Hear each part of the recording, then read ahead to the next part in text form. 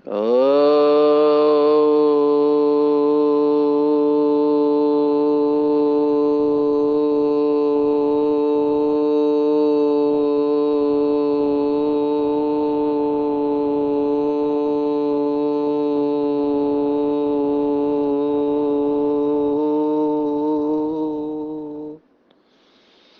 शांति।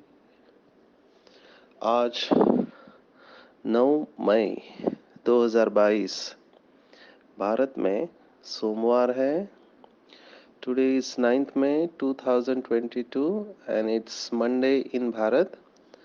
आज की मुरली का जादुई रहस्य स्वयं को प्रेरणा देने के लिए magical secrets of today's Murli for motivating the self.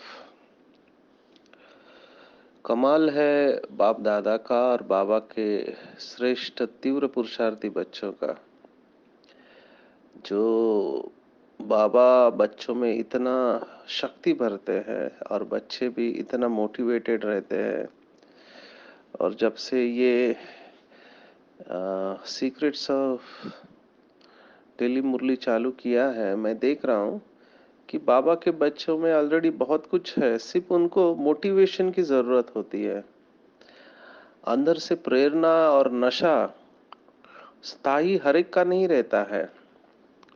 कुछ बाबा के बच्चे कंटिन्यूअसली मोटिवेटेड रहते हैं, जिसको बाबा ने कहा उमंग उत्साह। और कुछ लोगों का उमंग उत्साह बीच बीच में ठंडा हो जाता है। जो भी कारण उसके लिए बनते हैं, पुराने संस्कार है या कोई परिस्थिति है, और फिर से खड़े हो जाते हैं। पर ये फीडबैक अभी आ रही है कि जैसे ये मुरली का एप्लीकेशन हम सुनते हैं, मनन चिंतन करते हैं, तो वो मोटिवेशन बनाए रखते हैं दिन भर में। तो बहुत भाई बहने ये फीडबैक दे रहे हैं कि हम राह देख रहे होते हैं कब ये मोटिवेशन आता है। तो ये सब बाबा का कमाल है कि बाबा अपने बच्चों की पालना किसी न किसी रीति से किसी न किसी को निमित्त बनाकर करता रहता है। तो थैंक्स टू बाप दादा एंड बाबा के बच्चे जो इतना अच्छा फीडबैक दे रहे हैं, अनुभव शेयर कर रहे हैं। रोज देख रहे हैं हम नए नए बच्चे इसमें ज्वाइन हो रहे हैं और कम्युनिकेट करते हैं व्हाट्सएप पे, और अपनी भावनाओं को व्यक्त करते हैं। बहुत सारे सजेशंस आ रहे हैं। अ, सभी सजेशंस को तो इम्प्लीमेंट नहीं कर पाते हैं, लेकिन शुरुआत से ही ये पर्पस रहा है कि शॉर्ट और स्वीट हो, हम ज़्यादा विस्तार में नहीं जाए। बाबा के बच्चे समझदार हैं, जो रोज मुरली सुनते और पढ़ते हैं। तो बहुत अच्छा फीडबैक दिया है कि मुरली में 4 पेज की जो मुरली होती है, उसमें कीवर्ड्स होते हैं। जैसे जो पढ़ाई करने वाले होते हैं, ट्रेनर होते हैं, टीचर होते हैं, उनको पता होता है कि कीवर्ड हमको सुनाना है। तो बाबा की डेली मुरली में कुछ ना कुछ कीवर्ड होता है, उसकी गहराई में जाना होता है। जैसे आज की साकार मुरली अगर आप देखें, तो उसमें कीवर्ड क्या है, तो वो हर एक की स्मृति के अनुसार अलग होते हैं। ठीक है, कुछ कॉमन होते हैं, कुछ अलग होते हैं, और उसके ऊपर हम चिंतन करके उसका एप्लीकेशन या उसको कैसे रोज की दिनचर्या में इस्तेमाल करना चाहिए, ये भी बाबा ने अपने अव्यक्त मुरली में बताया हुआ है कि बाबा के बच्चे 3 स्टेज से जाते हैं। और वो 3 शब्द बाबा ने जो दिए हैं वो है वर्णन, मनन और मगन। अभी मेजॉरिटी बच्चे फर्स्ट और सेकंड स्टेज में रहते हैं, बहुत कम बच्चे मगन अवस्था में रहते हैं। तो हमारा लक्ष्य ये होना चाहिए कि थर्ड और फाइनल स्टेज में हम रहे, जो कि योग की व्याख्या बाबा ने मुरलियों में दी है। देखो, लौकिक में योग की व्याख्या देते हैं, जो पतंजलि मुनि का योग है, उसमें बताते हैं कि योगश चित्त वृत्ति निरोधा, संस्कृत में ऐसे कहते हैं। योग माना चित्त की जो वृत्तियां है उनको रोकना माना योग है।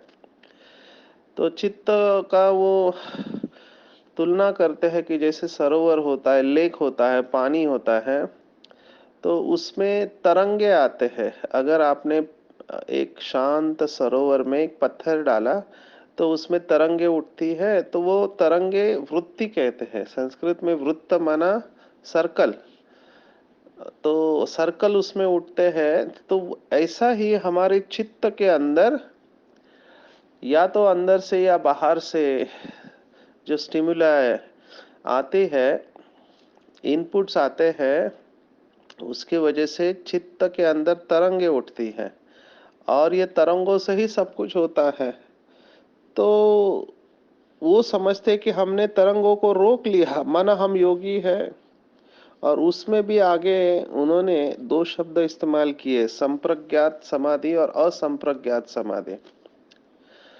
संप्रज्ञात प्रज्ञा ये शब्द हमने पहले दूसरे अध्याय में देखा है, श्रीमद् भगवद गीता स्टडी ग्रुप। जो नए बाबा के बच्चे आए हैं, अगर उनको इंटरेस्ट है तो वो श्रीमद् भगवद गीता स्टडी ग्रुप का ऐप में देख सकते हैं। बीके क्लासेस सेक्शन में सेकेंड चैप्टर में दूसरा अध्याय सांख्य योग, जिसको भी आज बाबा ने मुरली में याद किया है, तो उसमें प्रज्ञा के बारे में बताए। शॉर्ट में यहाँ बताएंगे, जस्ट टू रिफ्रेश, कि जिस बुद्धि के अंदर प्रचंड ज्ञान समाया हुआ है उसको प्रज्ञा कहते हैं। और उसमें भी हाईएस्ट स्टेज होती है रितम भरा प्रज्ञा। तो रितम भरा प्रज्ञा माना वो बुद्धि जो ड्रामा की पटरी पर चलती है। हम इसके ऊपर आएंगे, बहुत डीप बातें हैं ये। तो लौकिक में भी उन्होंने आखिरी स्टेज में समाधि अवस्था में संप्रज्ञात और असंप्रज्ञात बताया है कि आपकी बुद्धि है, लास्ट में वो ये कहते हैं कि वो भी समाप्त हो जाए। जिसको बाबा का शब्द है कि मैंने त्याग किया, इस भाव को भी छोड़ दे कि मैंने त्याग किया। मुझे एक अच्छी बात इस समय याद आ रही है कि बाबा दादियों से मिल रहा था और दादियों को बहुत डीप बात बाबा ने सुनाई मुरली के बाद में, कि मैं निमित्त हूं, इस भाव से भी न्यारा बनना है। अभी ये बहुत डीप है। जब कोई सेवा होती है तो हम सब कहते हैं हम तो निमित्त है, करण करावनहार बाबा है। लेकिन कुछ आत्माओं को अंदर से खुशी हो रही है क्योंकि वो महिमा कर रहे हैं, लोग तालियां बजा रहे हैं, तो अंदर से खुशी होती है कि महिमा हो रहे करके। तो कहीं ना कहीं अंदर से, भले स्थूल में नहीं लेकिन सूक्ष्म में, उस महिमा को स्वीकार कर लेते हैं।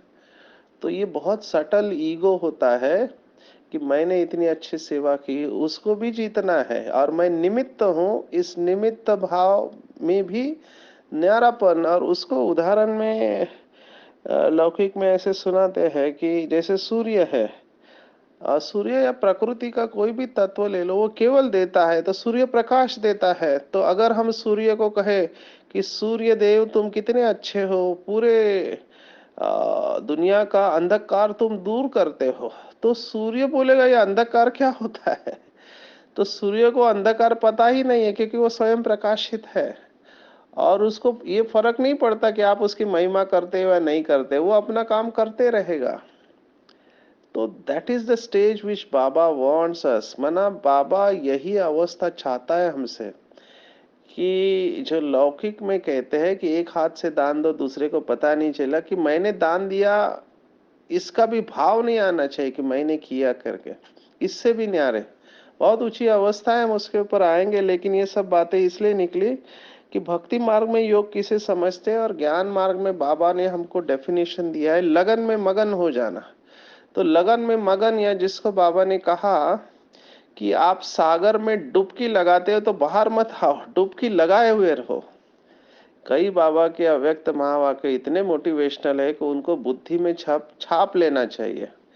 तो एक मुरली का वाक्य मुझे बहुत मोटिवेशन देता है। वो बाबा ने कहा था कि स्नेह में समाना ही संपूर्ण ज्ञान है। अभी ये कितना पावरफुल स्टेटमेंट है, स्नेह में समाना ही संपूर्ण ज्ञान है। तो बाप दादा स्नेह का सागर है, प्यार का सागर है, उसमें समाये हुए रहना यही संपूर्ण ज्ञान है। हम समझते किताबों का ज्ञान, शास्त्रों का ज्ञान, या इवन मुरलियों का ज्ञान, ये ठीक है, मुरली का ज्ञान भी ठीक है, ईश्वरीय ज्ञान है। लेकिन उसका फाइनल रिजल्ट क्या है? फाइनल रिजल्ट है कि आप शिव बाबा के प्यार में खोए हुए रहो। खोए हुए का मतलब ये नहीं कि आपका टेंशन नहीं है। जैसे हमारी बहनें उदाहरण देते हैं ना, बाथरूम में गए फ्रेश होने के लिए, स्नान करने के लिए, और वो गीजर चालू किया और बाबा की याद में खो गए तो पता ही नहीं चला गीजर कब जल गया वगैरह। तो ऐसा खोया हुआ नहीं रहना चाहिए। कुछ बाबा के बच्चे बस में बैठते हैं ट्रैवल करने समय, और उनका स्टॉप आता है और उनको पता ही नहीं चलता स्टॉप आया, और आगे के स्टॉप में चले जाते हैं। और पूछा तो कहते क्या करूं, मैं बाबा की याद में खो गया था। तो ऐसा खोना नहीं है। बाबा की याद में यथार्थ खोए हुए रहना, जिसको भगवत गीता ने भी दूसरे अध्याय में कहा, योग कर्मसु कौशलम। माना योग वो जिसमें कर्मों की कुशलता हो। तो खोए हुए रहना इस भाव से कह रहे, खोए हुए रहने से हमारे कर्मों में परफेक्शन नहीं कम होना चाहिए। तो देखना चाहिए कि मैं कौन से स्टेज में ज्यादा रहता हूँ, वर्णन, मनन या मगन। मनन की स्टेज डेफिनेटली अच्छी है वर्णन से, और उसके बाद आता है मगन अवस्था। मनन से मगन अवस्था में शिफ्ट होने में ही टाइम लगता है। और कई लोग शिफ्ट भी होते हैं लेकिन वापस मनन और फिर वर्णन में आ जाते हैं। तो मगन अवस्था में रहना चाहिए। तो अपने आप ये जो भी नेचर शब्द आया है, आज की मुरली के टेक होम शब्द अगर हम देखें तो पहला सार में आया है फरमान, चढ़ती कला। उसके बाद आया है नेचर क्यूअर। फिर आगे आप मुरली में जाओ तो बाबा ने अहंकार को सटली टच किया है। और फिर वरदान में जो आया है तीन बिंदियों का तिलक, और फिर परिवर्तन की शक्ति। तो ये 6 शब्दों में पूरी मुरली आ जाती है, आपको कुछ करना नहीं है। अगर आप स्पष्टीकरण चाहते हो तो कृष्णपुरी वगैरह ये सब बातें ले सकते हैं, लेकिन एप्लीकेशन अगर हम देखें मुरली को अपने जीवन में धारण करने के लिए, तो हर एक की स्मृति के अनुसार अलग अलग बातें आपको टच होगी। तो जो नए नए बच्चे हैं वो स्पष्टीकरण चाहते हैं तो बाबा उनको मुरली में स्पष्टीकरण भी देते हैं। तो ये 6 शब्दों के ऊपर हम देखेंगे। पहला है फरमान। तो और बाबा ने कहा कि तुमने जिस बाप को आधा कल्प याद किया है ना। तो जैसे बताया पूरा खेल जो है स्मृति विस्मृति का है। अगर अर्जुन का ही हम एग्जाम्पल ले, तो अर्जुन ने पहले अध्याय में कहा कि सिदंति मम गात्राणि मुखम च परिशिष्यते, है ना, हे परमात्मा मेरे हाथ पैर कांप रहे हैं, मेरा मुंह सूख गया और मैं कुछ नहीं कर पाऊंगा, मैं युद्ध नहीं करूंगा। अभी इस अर्जुन के जगह पे खुद को रखो। हम क्या कहते, बाबा माया बड़ी दुष्टर है ना, ये बहुत अपोजिशन करती है, आपको याद करने नहीं देते। माया माना कमजोरी। जो भी हमारे अंदर कमजोरी है, हर एक आत्मा जानता है कि उसके अंदर क्या कमजोरी है। किसी के अंदर काम है, किसी के अंदर क्रोध है, किसी के अंदर लोभ है, किसी के अंदर अहंकार है, किसी के अंदर मोह है, किसी के अंदर आलस्य अलबेलापन है, परसेंटेज में रहे हैं। तो हर एक को पता है। तो कोशिश करते हैं, लेकिन कई बाबा के बच्चे अपने संस्कारों को परिवर्तन नहीं कर पाते फॉर वॉट एवर रीजंस, जो भी कारण बनते हैं। और उसके वजह से दुखी होते हैं, क्योंकि उनको अभी जो मुरली सुनते हैं उनको समझ में आ जाता है कि मेरे से इतना ही होगा, मैं इसे आगे नहीं खेल पाऊंगा। तो बहुत सारे भाई बहने मेरे से शेयर करते कि सचिन भाई बहुत कोशिश किया लेकिन नींद को जीत नहीं पा रहे, बहुत कोशिश किया लेकिन काम के नशे को जीत नहीं पा रहे, बहुत कोशिश किया लेकिन ये अहंकार जा नहीं रहा है। माना बाहर से तो हम दिखाते हैं कि हम अच्छे हैं, लेकिन अंदर में सूक्ष्म में रहा हुआ है। और फिर वो मन को खाता रहता है कि बाबा कहता है बच्चे ये करो, और हम कर नहीं पाते हैं, तो वो अंदर ही अंदर दिल को खाता रहता है। तो ये होगा नंबर वार, है ना। फिर भी हम इतना ही कहते हैं कि बच्चे हिम्मत मत हारो, है ना, जो शिव बाबा कहते हैं। तो हम भी उनको थोड़ा टिप्स बताते रहते हैं। जैसे जो लोग कहते हैं कि हमको अमृत वेले नींद बहुत आती है, माना बैठे और सो गए, बैठे रहते हैं बाबा की याद में लेकिन सो जाते हैं। तो बाद में फिर टाइम चला जाता है तो पश्चाताप होता है कि आज भी अमृत वेला मिस हो गया। तो उनके लिए हम कहते हैं कि आप विजुअलाइज करो रात को सोने से पहले कि आप अमृत वेला फ्रेश उठे, 3 बार देखो। और फिर अगर आपको बैठ के नींद आती है तो चलते फिरते अमृत वेला करो, है ना, चलते फिरते बाबा की याद में बाबा से बातें करो, और ऐसे अनुभव करो कि हम फरिश्ता अवस्था में चल रहे हैं। हमारा एक भाई, उसको बहुत नींद आता था, 2 बजे उठ के सो जाता था, लेकिन बाबा के सामने बैठ के सोता था। तो हिम्मत था उसका उठने का, लेकिन नींद को कंट्रोल नहीं कर पाया। फिर हमने कहा बॉडी टेम्परेचर को आप बढ़ाओ, क्योंकि जब बॉडी टेम्परेचर बढ़ता है तो आप सो नहीं सकते हैं, ठंडे में आपको नींद आएगी। तो बॉडी टेम्परेचर बढ़ाने के लिए उनको बोला थोड़ा एक्सरसाइज करो, बॉडी गर्म हो जाएगी, फिर नींद नहीं आएगी। फिर भी उसको नींद आता था। फिर हमने कहा फिर आप खड़े रहो बाबा के सामने, है ना, बैठ के कुछ नहीं करना है। फिर नींद आए तो फिर चलना चालू करो, है ना, समान का अभ्यास करो, फरिश्ता अवस्था में चलो। फिर आप फिर से खड़े रह के बाबा को याद करो। ऐसे करते करते फिर धीरे धीरे उन्होंने नींद को जीत लिया। तो हम सोल्यूशन देते हैं, जिसको भी जो भी सूक्ष्मता में विकार है, फिर काम विकार वालों को अलग देते हैं, क्रोध वालों को अलग देते हैं। तो देर आर वेज, है ना, ऐसे तरीके हैं जिससे हम इसको परिवर्तन कर सकते हैं। तो हिम्मत रखनी होती है। तो अर्जुन को ये हिम्मत नहीं थी।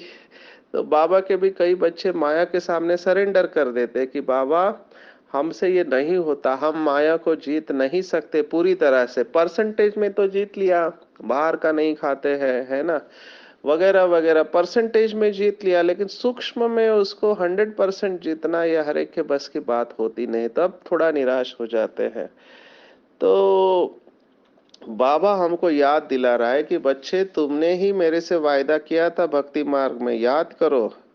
क्या वायदा किया था कि हे परमात्मा, हे शिव बाबा, तुम जब भी आओगे हम तुम्हारे ऊपर बलिहार जाएंगे, सिर्फ मुझे सेकंड का दर्शन दे दो। तो बाबा वही बात हमको याद दिला रहा है कि बच्चे, तुमने ही मुझसे कहा था, अभी मैं आया हूं और तुमको फरमान देता हूं कि देह और देह के सभी संबंधों को भूलकर मुझ एक बाप को याद करो, तो तुम्हारी चढ़ती कला हो जाएगी। अभी बाबा ने याद दिलाया, फिर भी कई बच्चे कर नहीं पाते हैं। फिर हम लास्ट में क्या कहेंगे, ड्रामा ही कहेंगे। बट हैविंग सेड दिस, मैं ये जरूर कहूंगा, अगर आपको किसी को स्ट्रगल हो रहा है किसी भी संस्कार की वजह से, तो please talk to me, WhatsApp करो, बात करो। तो हम बताएंगे टिप्स जिससे आप ओवरकम कर सकते हैं। तो अर्जुन को पहले अध्याय में जो अर्जुन डर रहा था, जैसे हम बाबा के बच्चे माया से डरते, वही अर्जुन 18वें अध्याय में कहता है, करिष्यम वचनम तव। दूसरे अध्याय में कहता है, न योत्से इति गोविंदम, न योत्से, मैं युद्ध नहीं करूंगा, मेरे अंदर शक्ति नहीं है। वही 18वें अध्याय में कहता है, करिष्य वचनम तव। 18वां अध्याय मोक्ष संन्यास योग 73rd वर्ष है, 73वां श्लोक है कि तुम जो बोलोगे मैं करने को तैयार हूं। अभी ये इतना परिवर्तन कैसे हुआ, पर उसको 18 अध्याय लगे समझने को। तो बाबा के बच्चों को भी ये समझने में टाइम लगता है। इसलिए बाबा ने कहा ये पूरे कल्प का श्रेष्ठ पाठ है, श्रेष्ठ स्मृति इमर्ज होने में टाइम लगता है। तो जितना जिसकी बुद्धि स्वच्छ होगी, पवित्र होगी, उतना वो फास्ट जाएगा। जिसका जितना निश्चय पक्का होगा उतना वो फास्ट जाएगा। जिसके अंदर जितनी पवित्रता 100% होगी, ज्यादा से ज्यादा परसेंटेज में होगी, उतना वो फास्ट जाएगा। तो चेक करो, ये फाउंडेशन को चेक करो, निश्चय का फाउंडेशन है, पवित्रता का फाउंडेशन है, तो उतनी जल्दी स्मृति जागृत हो जाएगी। अभी ब्रह्मा बाबा को देखो, मम्मा को देखो, सेकंड में झाटकू बने ना। ये नहीं सोचा बाबा ने कि कैसे होगा, मेरे बच्चों का कैसे होगा, है ना, मेरे परिवार का क्या होगा, मैं अपनी पूरी संपत्ति ट्रस्ट को दे रहा हूँ, बिल्कुल नहीं। सेकंड में झाटकू, इसलिए नंबर 1 गए। मम्मा ने देखा और झाटकू बन गए। ऐसे ही बाबा के कई सारे बच्चे हैं जो बाबा को देखा या ज्ञान का सिर्फ एक बूंद पड़ी और झाटकू हो गए, सरेंडर हो गए। सचिन भाई अपना भी अनुभव सुनाते हैं कि कभी सोचा नहीं था कि जीवन देंगे भगवान को, लेकिन गए, जन्म मधुबन का है, पांडवों को देखा और खत्म, कि अपने परिवार में आ गए तो झाटकू बन गए। तो आज बाबा यूज कर रहा है। ऐसे बाबा के कई सारे बच्चे जो झाटकू बन गए। तो कहने का भाव यही है कि हमको भी जितना निश्चय का फाउंडेशन पक्का होता है हमारा, उतना हम झाटकू बनते हैं और चढ़ती कला में जाएंगे। और नेचर क्योर शब्द बहुत सुंदर शब्द है, अंग्रेजी शब्द है नेचर। अभी नेचर बोलते हैं तो उसका दो अर्थ होता है, एक नेचर माना स्वभाव और एक नेचर माना प्रकृति। ये दोनों को क्योर करता है बाबा। वो हद के नेचर क्योर वाले क्या बोलते हैं कि प्रकृति के सानिध्य में रहो। हमारा कैड का जो रिसर्च चलता है उसमें भी 3 शब्द हम बताते हैं, eat natural, be natural and be in the lap of nature. माना आप नेचुरल चीजें खाओ, प्रकृति के सानिध्य में रहो और नेचुरल रहो। नेचुरल रहो का मतलब ये नहीं कि पुराने संस्कारों में नेचुरल रहो, क्या करे मेरा नेचर ही ऐसा है, नो, रॉन्ग। बाबा भी ये कहता है, कभी ये नहीं कहना चाहिए कि रावण का नेचर मेरा नेचर है। जैसे कई भाई बहने अननोइंगली अपने आप को प्रोग्रामिंग करते रहते, क्या करे, मेरे को तो गुस्सा आता है, मुझे तो सहन नहीं होता है ना, मेरा आवाज ही ऐसा है। तो ये सब क्या कर रहे हैं, it becomes a self fulfilling prophecy. आप जब कहते हो कि क्या करे मेरा नेचर ही ऐसा है, मुझे तो जल्दी फीलिंग आ जाती है, मुझे तो जल्दी गुस्सा आ जाता है, तब आप क्या कर रहे हैं, एक तरह से आप अपने सबकॉन्शियस माइंड को कह रहे हैं कि मैं बदल नहीं सकता हूँ, और सबकॉन्शियस माइंड कहता है तथास्तु, ऐसे ही होगा। तो कभी ये नहीं कहना चाहिए क्या करे मेरा नेचर ही ऐसा है, रॉन्ग। नेचर को बदला जा सकता है। कल हम पूना में थे, तो इधर महाराष्ट्र में जगदम्बा भवन करके है पुणे में, वहां पे सेशन था। तो कई सारी कहावतें को हम डिफेंस मैकेनिज्म बना लेते हैं। तो महाराष्ट्र में एक कहावत है कि स्वभाव वाला औषध नहीं, ऐसे मराठी में कहते हैं। माना स्वभाव को आप बदल नहीं सकते हैं उसको कोई दवाई नहीं है। तो फिर किसी ने इसके ऊपर बहुत अच्छी कविता लिखी है कि स्वभावाला औषध आहे परंतु ते रोज घ्यायचं असतं। माना स्वभाव को बदला जा सकता है, उसके ऊपर दवाई है, लेकिन वो दवाई रोज लेनी पड़ेगी ना। दवाई लेंगे तो बीमारी दूर होगी। या दवाई क्या है, राजयोग, आत्मा समझ के बाप को याद करना। तो ये दवाई लेनी पड़ेगी तभी तो नेचर बदलेगा ना। तो तुरंत गिव अप नहीं करना चाहिए। तो नेचर और नर्चर, ये दो शब्दों को हमेशा ध्यान में रखना है। नर्चर माना पालना, है ना। जैसे एक लौकिक में माँ होती है, वो पालना देती है बच्चे को, माँ बाप दोनों, है ना। आज बाबा ने बहुत अच्छा शब्द इस्तेमाल किया कि कामधेनु और कपिल देव, ऐसे कहा। तो कपिल देव, कपिल मुनि करके फेमस है, कुछ लोग उनको सप्तर्षि में भी रखते हैं, 7 ऋषियों में। तो कपिल देव को बाबा ने कहा, कपल शब्द इस्तेमाल किया, तो मुझे बहुत हंसने को आया कि बाबा कहाँ से कहाँ लेके जाता है, कौन सा शब्द। तो कपल माता पिता होते हैं, एक कामधेनु होती है और एक कपिल देव होते हैं, तो उनको कपल बता दिया। तो बाबा हाईएस्ट अथॉरिटी है। लेकिन मुझे उसमें जो कनेक्शन दिखाई दिया वो ये है कि जो 6 शास्त्र है उसमें जो सांख्य शास्त्र है ना, आप में से भी कई भाई बहने शास्त्र पढ़े होंगे जिनको शास्त्रों का ज्ञान है। तो सांख्य योग में प्रकृति और आत्मा परमात्मा, इनको अलग रखा है ना। प्रकृति और आत्मा, इनका इंटरेक्शंस बताया हुआ है, जो बाकी शास्त्रों में नहीं है। वो तो समझते एक ही है। तो ये जो इंटरेक्शन है, ये हम पूरा अपना ज्ञान जो बाबा का है उसमें, जैसे बहने 7 डेज कोर्स में बताती है कि आत्मा परमात्मा और प्रकृति के तत्व, इनका इंटरेक्शन है पूरा। तो सांख्य युग के साथ अपना ईश्वरीय ज्ञान बहुत अच्छी तरह से जेल होता है, इसलिए शायद बाबा ने कपिल मुनि को याद किया। तो नेचर और नर्चर, नर्चर माना पालना। तो जैसे एक माता पिता, जो जिसको बाबा ने आज कपल कहा है, वो अपने बच्चे को क्या करते हैं, नर्चर करते हैं। तो उसके अंदर कई सारी आदतें होती है, लेकिन वो उसको मोल्ड करते हैं ना, वो उसको नर्चर करके उस नेचर को बदलते हैं। तो आपने बहुत लोगों का सुना होगा। तो स्वामी विवेकानंद की कहानी मुझे याद आती है कि स्वामी विवेकानंद वैसे बहुत शार्प माइंड वाले थे, बुद्धि कुशाग्र थी उनकी, तो पर उनके माता पिता को बहुत क्रेडिट जाता है। एक बार स्वामी जी कहीं गए थे उनके इलाके में, और ऐसे बच्चों के साथ मिले जिनके शब्द या वाणी अच्छी नहीं थी, तो उसमें अपशब्द भी आ गए, गालियां भी आ गई, और वही गालियों का उन्होंने इस्तेमाल किया घर पे आके। तो उनकी माता जी इतनी होशियार, या पिताजी, उन्होंने उसके कमरे में बोर्ड पे लिख दिया कि आज विवेकानंद ने अपने माँ के सामने इतनी गालियों का उच्चारण किया। बस, तो विवेकानंद को रियलाइज हो गया कि मैंने माँ के सामने ऐसे शब्द इस्तेमाल किए जो नहीं करने चाहिए। तो ये मोल्ड करने का तरीका सामने वाले बच्चे के अनुसार कई माता पिता अपने अपने बुद्धि के अनुसार इस्तेमाल करते हैं। आजकल तो पेरेंटिंग क्लासेस भी चलते हैं कि बच्चों को कैसे पढ़ाना चाहिए, है ना।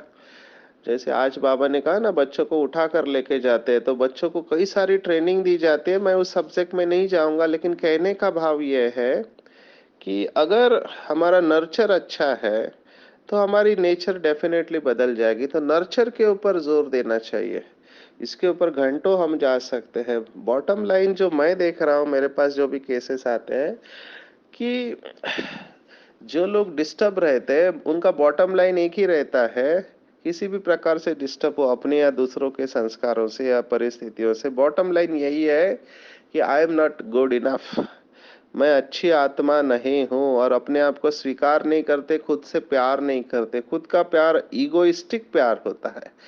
खुद को स्वीकार करना 100% ये हर एक के बस की बात नहीं होती है, नहीं कर पाते हैं। हम बहुत सारे एक्सरसाइज सुनाते हैं साइकोलॉजी में, मिरर टेक्निक बोलते हैं। मिरर के सामने खड़े रह के अपने आप से बात करो कि यू आर ब्यूटीफुल, लेकिन वो अंदर से आवाज आता ही नहीं है कि आप ब्यूटीफुल हो करके, क्योंकि कहीं ना कहीं ऐसे कर्म हुए रहते हैं। तो दिल खाता है, लेकिन मैंने तो ऐसा किया, मैंने तो ऐसा किया, मैंने तो ऐसा किया, इसलिए मैं अच्छा नहीं हूँ, और यहीं पे गड़बड़ हो जाती है। तो नर्चर माना खुद को स्वीकार करना, खुद को दोष नहीं देना। बाबा ने इसको भी मुरली में कहा है। बाबा ने एक मुरली में बहुत अच्छे शब्द इस्तेमाल किए, बच्चे या तो गलती करो या पश्चाताप करो, दोनों मत करो, it is too much work, बहुत काम हो जाता है। तो जब तक संपूर्ण नहीं बने तब तक परसेंटेज में गलती होती रहेगी, लेकिन इस गलती को ढाल मत बनाओ, क्या करे अभी तो पुरुषार्थ है, रॉन्ग। अटेंशन दे कि वो गलती दोबारा ना हो, जो डेफिनेशन मम्मा की है कि एक बार की हुई गलती दोबारा नहीं होनी चाहिए। आज अमृत वेला मिस हुआ तो कल नहीं होना चाहिए, और अगली बार से होना ही नहीं चाहिए।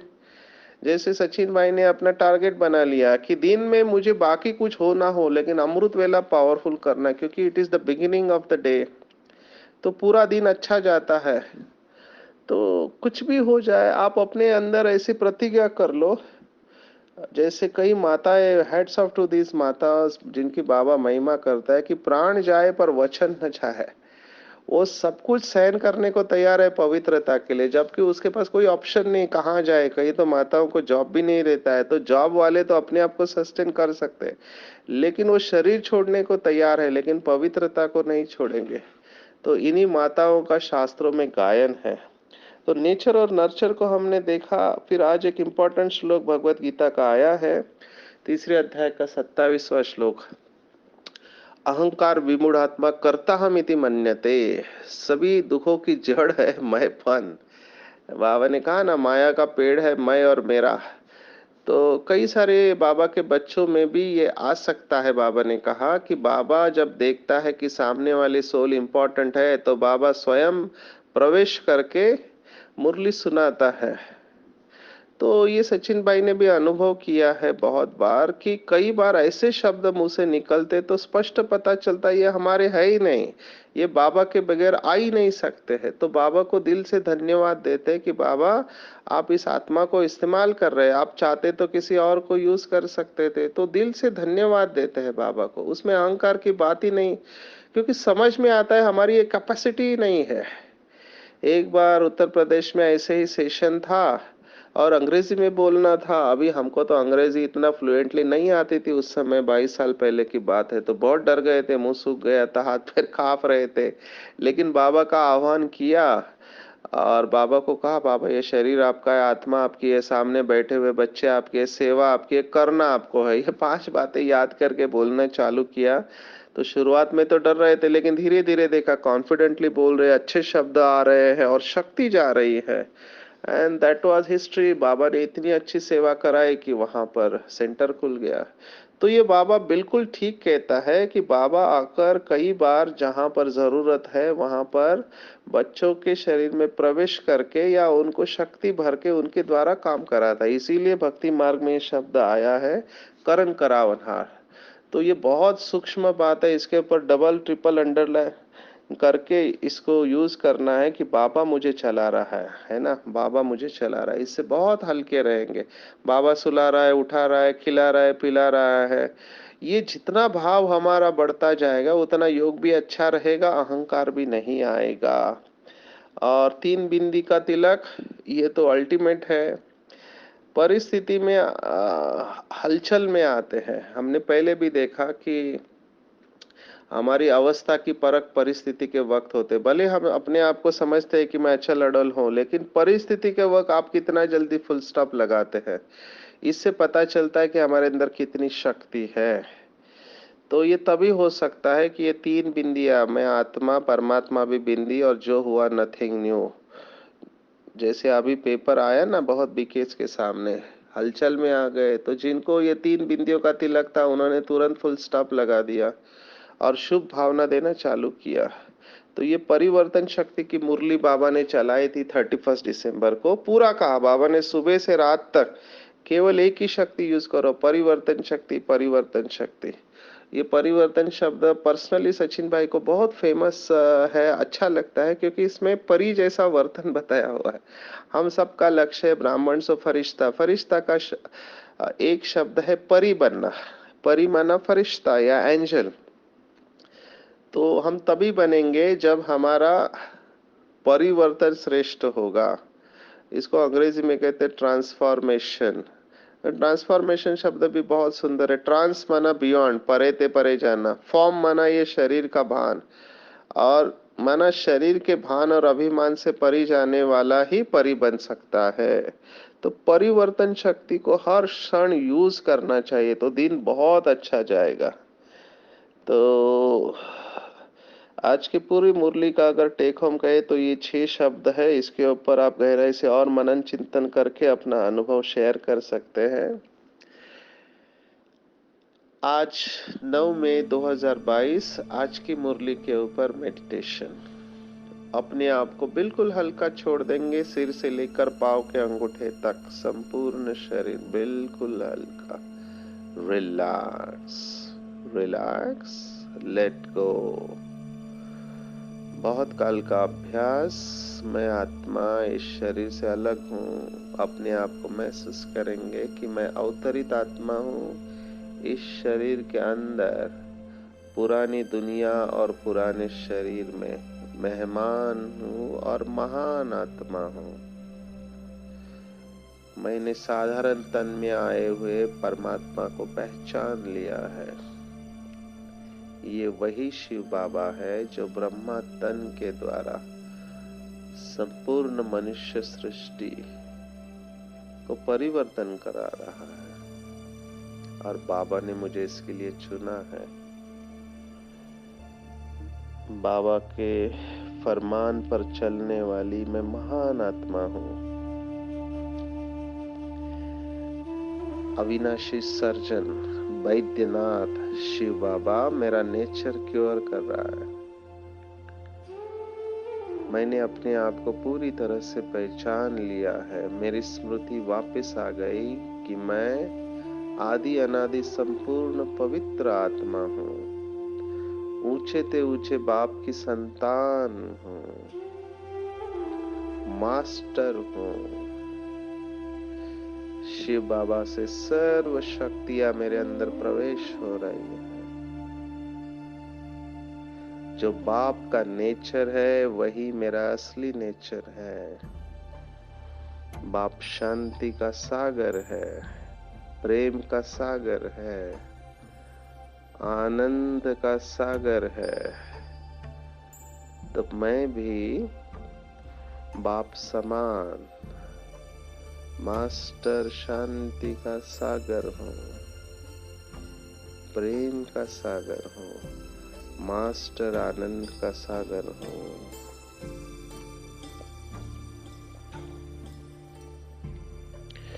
हर परिस्थिति में